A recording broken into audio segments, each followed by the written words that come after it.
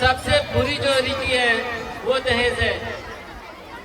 आजकल दहेज के चक्कर में कितनी लड़कियों को जिंदा जला दिया जाता है, जिंदा दफन कर दिया जाता है। इन कुरीतियों को हटाने के लिए, इन कुरीतियों को मिटाने के लिए और आप सबको जागरूक करने के लिए आपके सामने पेश होने वाला है एक छोटा सा नाटक जिसका नाम होगा दहेज एक लानत। तो आप सभी अपने अपने स्थान पर आराम से बैठ रहिए और इसका भरपूर आनंद लीजिए। थोड़ी देर में आपके सामने पेश होगा। अस्सलाम वालेकुम। मैं सना हूँ। मैं सना की वालिदा हूँ। मैं सना का वाली। मैं अदनान हूँ। मैं अदनान की वालिदा हूँ। मैं अदनान का वाली।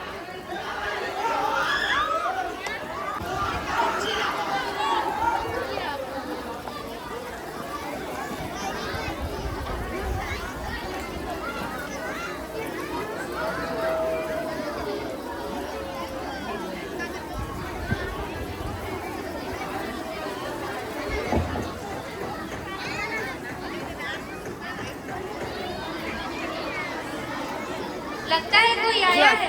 हाँ, देखती हूँ। अस्सलामुअलैकुम मम्मी जान। वालेकुम अस्सलाम बेटी, आओ बैठो।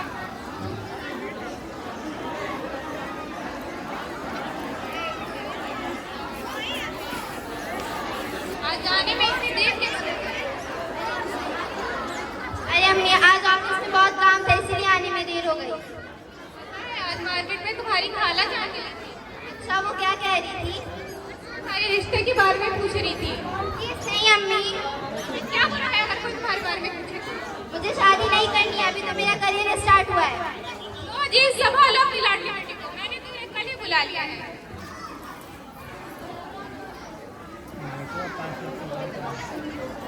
बेटा इस बार देखना होगा वरना तुम तो जानती ही अपनी अम्मी जान को मार डालेगी, मुझे छोड़ेगी नहीं। ठीक है आपको बुला लीजिए। ठीक है शाबाश मेरी बच्ची, अल्लाह तुम्हें सलामत रखे। गाइड तो करो।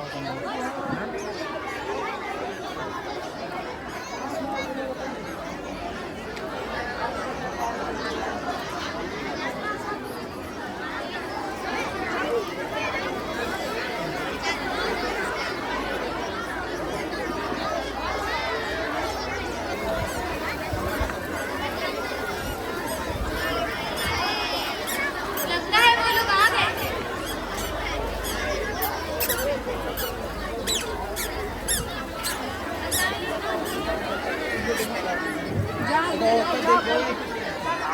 इतना बड़ा घर है, पैसे वाले लगते हैं। यहाँ रिश्ता के तो ढेर सारा सामान मिलेगा। चुप रहो अदनान की अम्मी, हर जगह मुंह खोलना जरूरी है क्या? कभी तो चुप रहा करो। आप तो चुप रहे थे तो बात करना गुनाह है।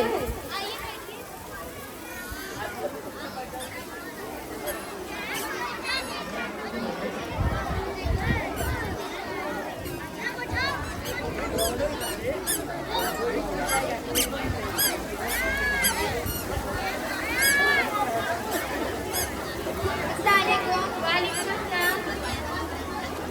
अरे बेटा कहाँ जा रही हो? आओ हमारे साथ बैठो। बेटा तुम्हारा नाम क्या है? मेरा नाम सना है। और तुम क्या करती हो? मैं सॉफ्टवेयर इंजीनियर हूँ, एलआईसी कंपनी में काम करती हूँ। और बेटा तुम्हारा नाम क्या है? मेरा नाम अदनान है। तुम क्या करते हो? आइए बेटा। हमें तो आपकी बेटी पसंद है। अल्हम्दुलिल्लाह हमें भी आपका बेटा पसंद। ठीक है भाई इजाजत दे दीजिए। चलिए शरीयत के मुताबिक हमें दोनों की रजामंदी पूछनी चाहिए। ठीक है भाई चलिए, अल्लाह हाफिज। अल्लाह हाफिज।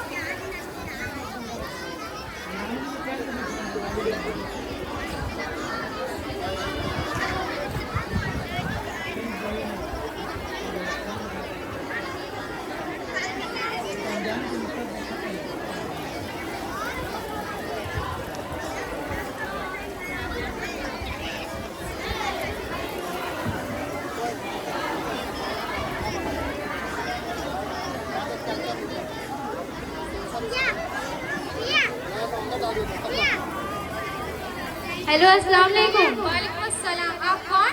मैं खानदान की वालिदा, वहाँ सब खैरियत से तो है? अल्हम्दुलिल्लाह सब खैरियत से हैं। कैसे याद करना हुआ? घर आने की इजाजत चाहते हैं। ठीक है, आ जाइए, हम आपका इंतजार करेंगे। जी शुक्रिया, अल्लाह हाफिज। अल्लाह हाफिज।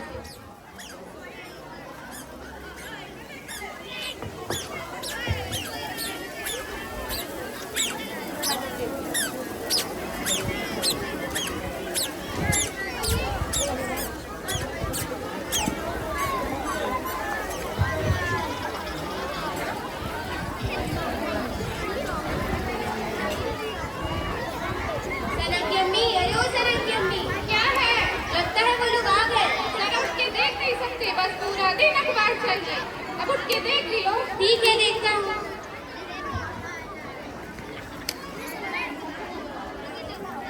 पास में तो नहीं कर रही है। हाँ बेटा, सलाम बोलो रखना, तो पास नहीं में कर तो बोलो तो आराम से कर रहा है। अरे वो मैं, आप तो चुप रहिए। वो मैं कह रही थी हमें आपकी बेटी पसंद है। पास में अल्हम्दुलिल्लाह हमें भी आपका बेटा पसंद है। मुबारक हो। मुबारक हो। मुबारक हो। बच्चों की रजामंदी हो गई, अब कुछ लेन देन की बात करें। क्या मतलब? हम कुछ समझे नहीं। हमारा मतलब है कि हमारा अफनान इतना पढ़ा लिखा डॉक्टर है, लड़के से हंस जाती तो कुछ ज्यादा बेहतर होता।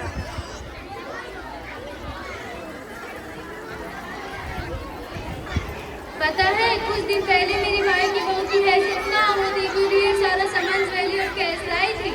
ठीक है, हमें मंजूर है। अम्मी अब्बू आपने क्या कह रहे हैं? दहेज की बात करें, ये इस्लाम के खिलाफ है। अगर मुझे पता होता तो मैं यहाँ नहीं जाता। चुप रहो अदनान, बड़े कभी नहीं बोलते। लेकिन अम्मी अब्बू दिस इज रॉन्ग। चुप रहो अदनान, सुना नहीं तुम्हारे अब्बू ने क्या कहा? बैठ जाओ।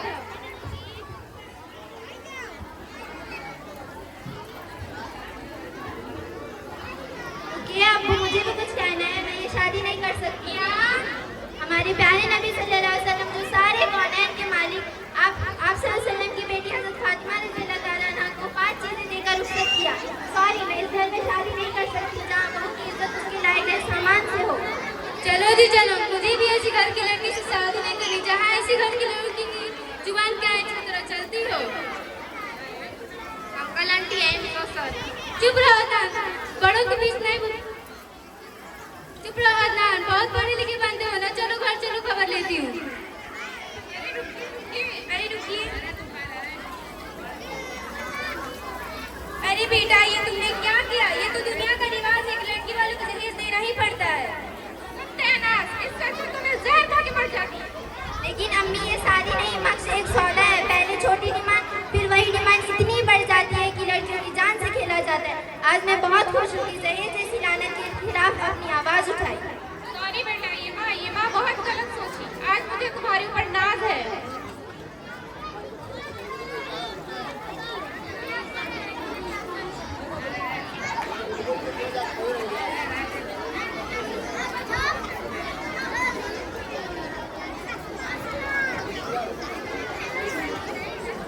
दहेज एक रिवाज नहीं, बल्कि भीख मांगने का एक सामाजिक तरीका है।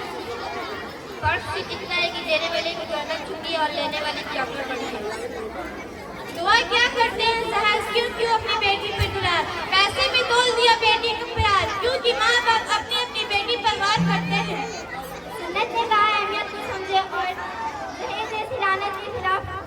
सुन्नत ने कहा अहमियत को समझे और दहेज जैसी लानत को निकालने की कोशिश करे। कैंसर की तरह समाज में फैल चुका है, जिसकी वजह से बहुत मुश्किल हो रही है। दहेज ने निकाह को मुश्किल और ज़्यादा आसान बना दिया। और हम बच्चे यहाँ बैठे हुए तमाम वालिदैन से दरख्वास्त करते हैं कि वो अपने बच्चों की दुनिया और आखिरत की आरास्ता करें और दहेज जैसे लानत से बचाएं। शुक्रिया।